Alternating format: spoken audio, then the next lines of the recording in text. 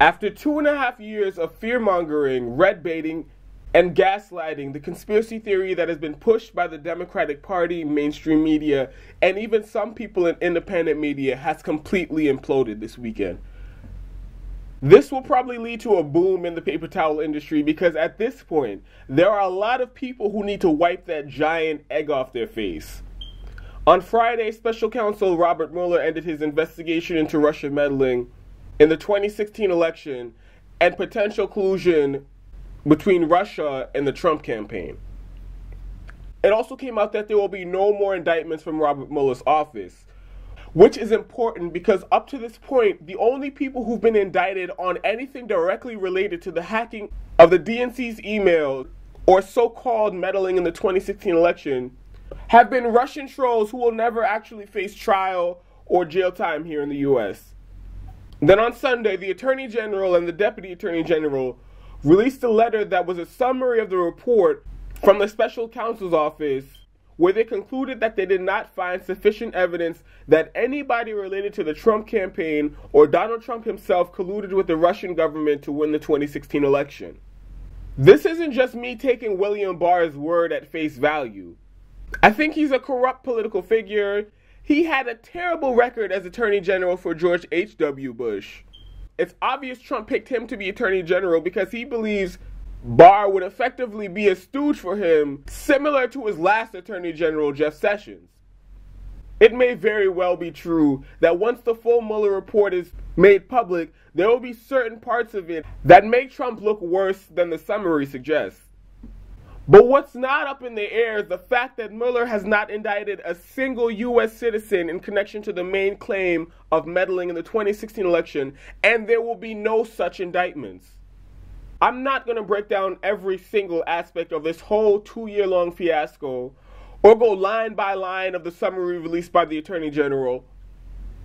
The story will be talked to death by everyone in mainstream media and in independent media, so I'm not going to bore you by repeating all of that.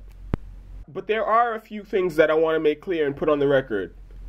Even though many progressives, including myself, suspected this from the beginning, we are now vindicated that all of this hyperventilating by the Democratic Party around the issue of Trump and Russia was just a manufactured excuse to absolve Hillary Clinton from any responsibility for losing the 2016 election to Donald Trump. Also, the mainstream media has made a complete ass of themselves yet again with their terrible coverage of the story. But it wasn't just them. There were a lot of people in independent media who went right down the Russiagate rabbit hole headfirst, and yes, I'll be naming names. I'll start with the Democratic Party.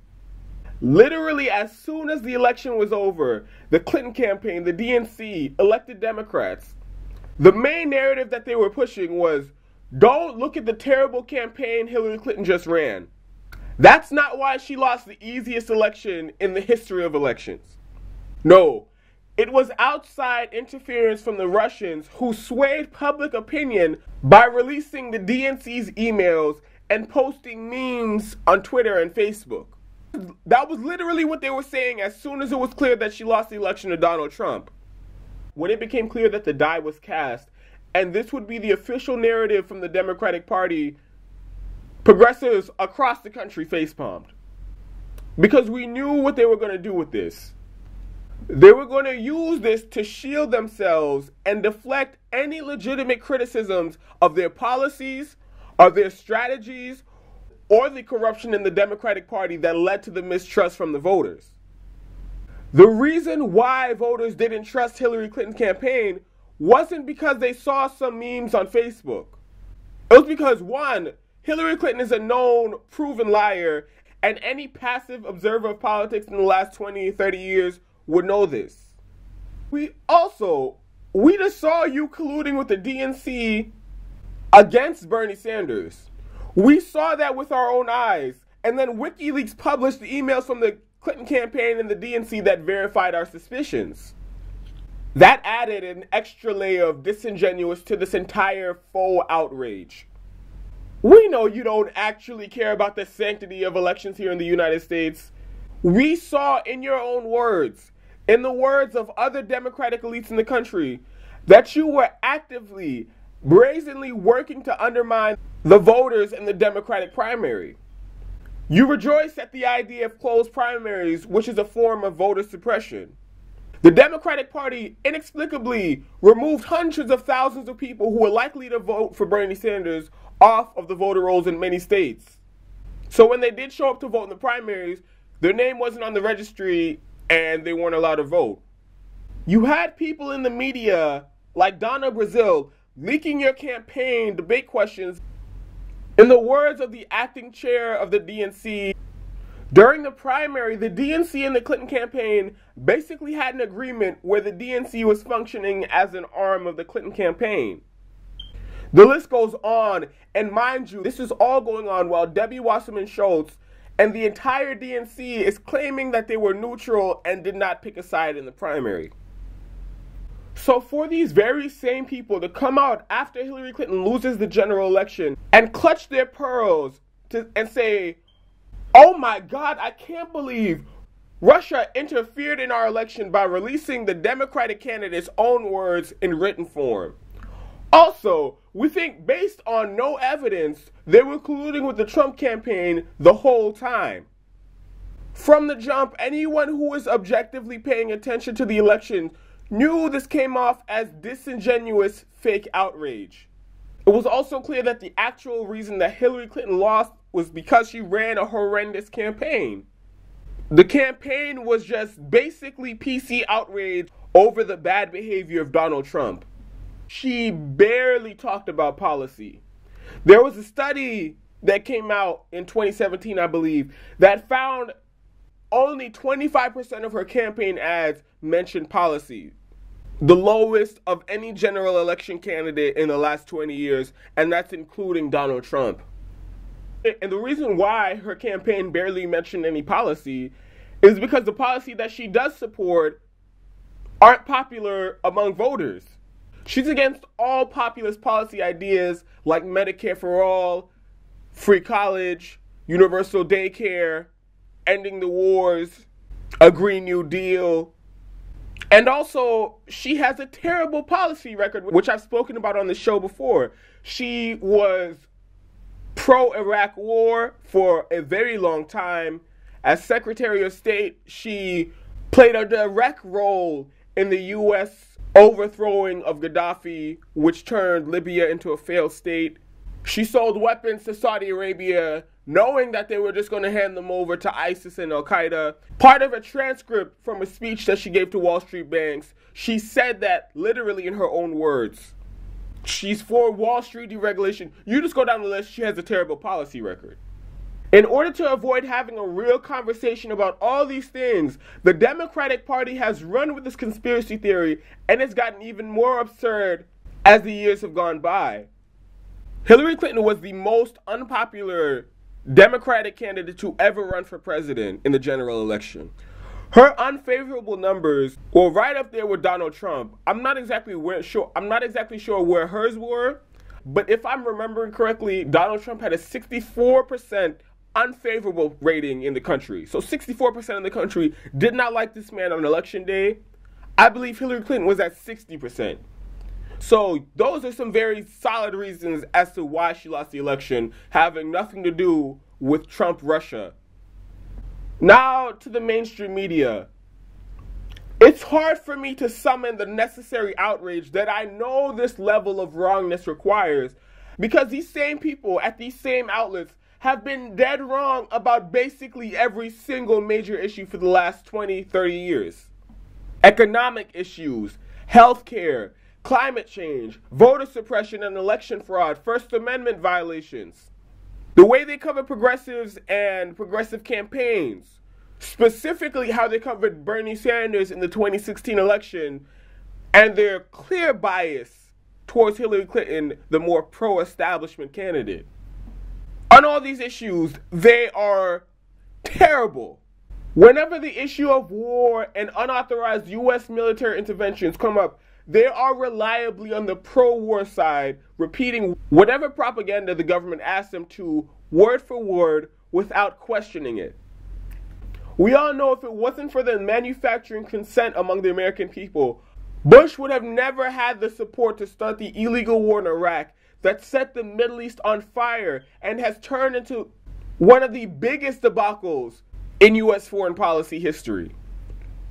On top of that, they helped the Bush administration cover up their illegal international kidnapping and torture program that they started by calling it, quote, enhanced interrogation, because that's what Dick Cheney wanted them to call it, even though it was clearly torture.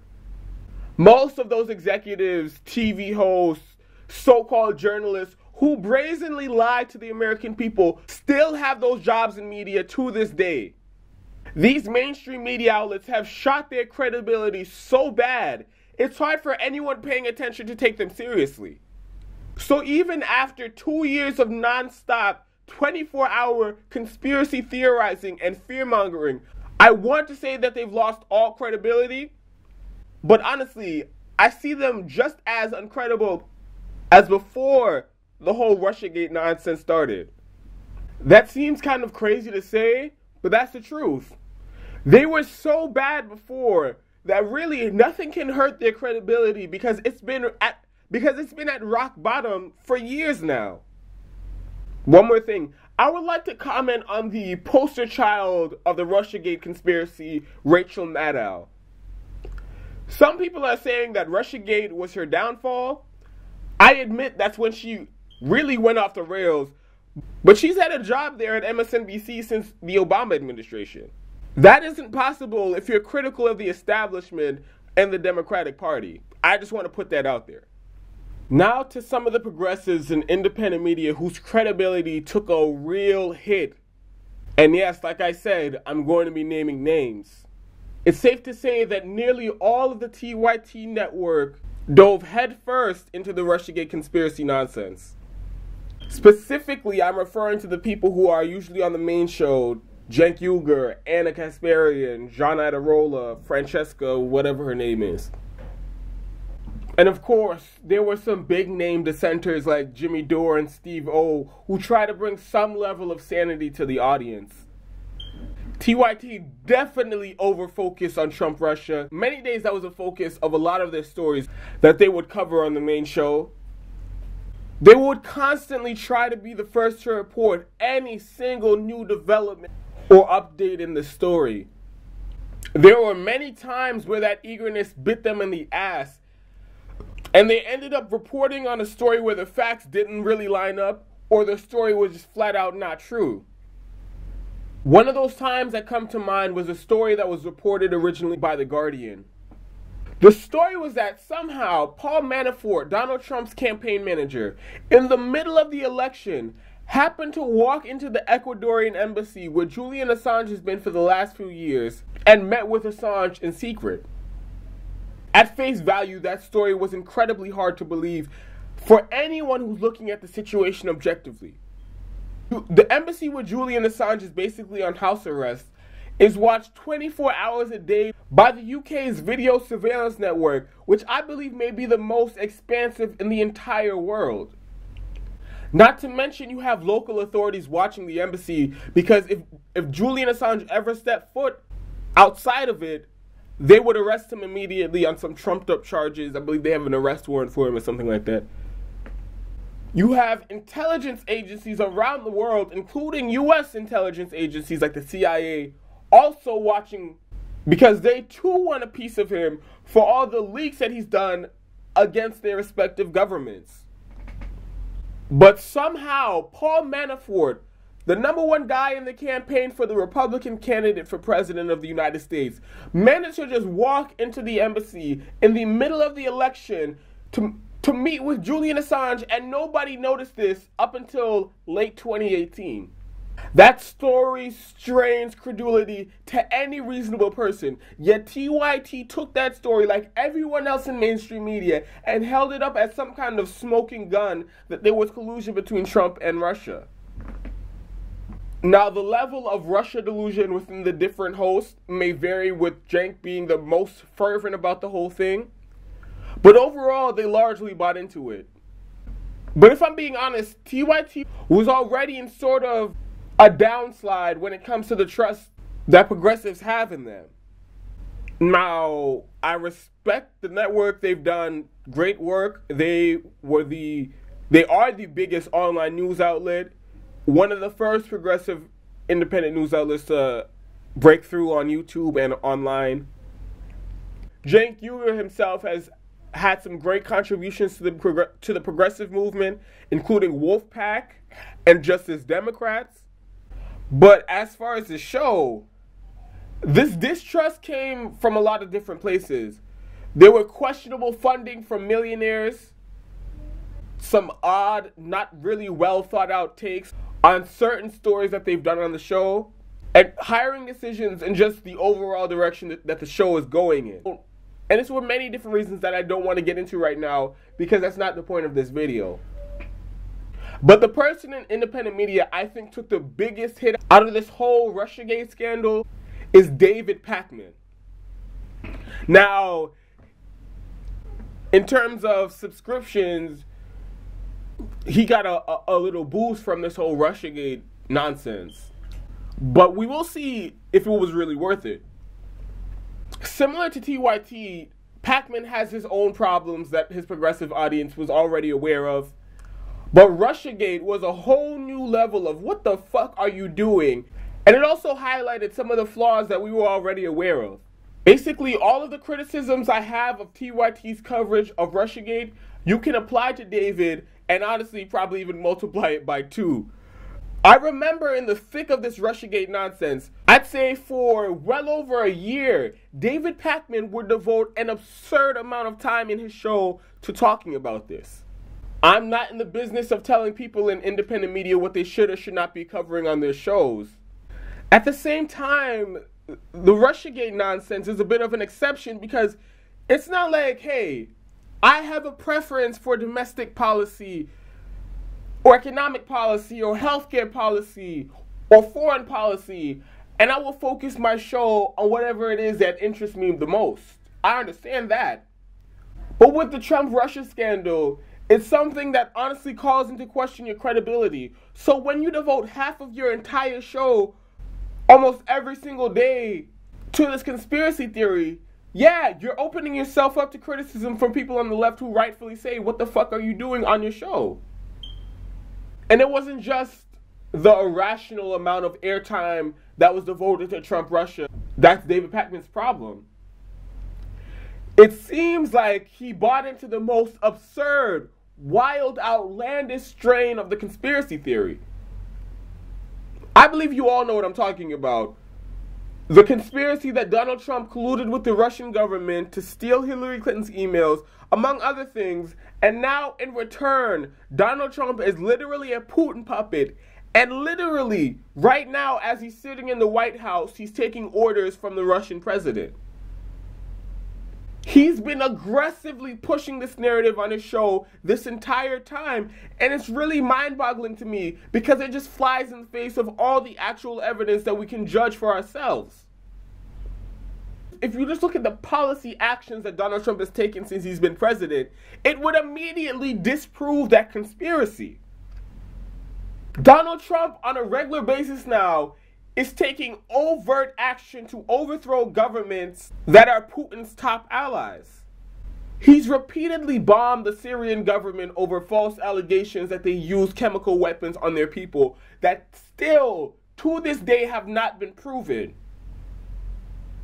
At the time, Russia was fuming over this, and they even threatened to attack U.S. military assets if they were to launch a strike against the Syrian government. Do you know how serious that is? Also in Syria, Donald Trump escalated the U.S. presence, which is the exact opposite of what Vladimir Putin wanted. Because originally, the main drive for U.S. presence in Syria was to overthrow the Assad government. Let's move on to another one of Russia's top allies. Donald Trump ripped up the nuclear deal that the Obama administration worked out with the Iranian government that not only lessened tensions between the two countries, the deal also made it so that other countries could now do business with Iran again since the sanctions have been lifted. The nuclear deal was a net positive for Iran and Russia. Yet Donald Trump ripped at the deal, has escalated tensions, and slapped new sanctions on Iran, on top of hiring out-and-out warmongers like John Bolton, who have a hard-on for trying to start a war with Iran, and it's been that way for decades. Right before he hired John Bolton, he was doing a media tour trying to make the case for starting a war with Iran. Donald Trump armed the rebels in Ukraine who are fighting against Russian aggression in Crimea. That was a step that the Obama administration refused to take because they thought it would be too antagonistic to Russia. Venezuela, another one of Russia's top allies. Donald Trump is literally in the middle of a coup to overthrow Nicolas Maduro and install a puppet that will let U.S. oil companies raid Venezuela because they have the largest oil reserves on the planet. What part of that benefits Vladimir Putin? You could go down the list. I didn't even mention the oil deal between Germany and Russia that Donald Trump has been trying to sabotage because he wants that deal with Germany himself. Or the fact that Donald Trump has gotten NATO countries to boost their defense spending, which is exactly what Russia does not want, seeing how they are opposing forces. It requires minimal skepticism and critical thinking for anyone to say, you know what? This whole Trump-Russia scandal isn't really adding up. Yet David Pakman had it exactly wrong for 2 years, and now he has a giant fucking egg on his face. So shout out to Jimmy Dore and Kyle Kulinski from Secular Talk, Glenn Greenwald, Mike Figueredo from The Humanist Report, Nico House, Katie Halper, Ben Norton, Max Blumenthal, Aaron Matei. All these people in progressive independent media who got Russiagate exactly right from the beginning. They have been smeared for their position and just questioning the narrative coming from the establishment. I want to end this video by saying everyone should be very wary and skeptical of all these people who had blinders on for the last 2.5 years and could not see straight because of their hatred of Donald Trump. This was a very defining moment for media in a very similar way that the Iraq War was. Because this whole Trump-Russia scandal was without a doubt the most sustained propaganda campaign being pushed by the establishment and the mainstream media onto the American people since the Iraq War. To me, it was a test to see who you can trust in media to look at a situation critically, objectively, as well as who would be able to forcefully push back against such a widely accepted narrative that is based entirely on lies, conspiracies, and innuendo.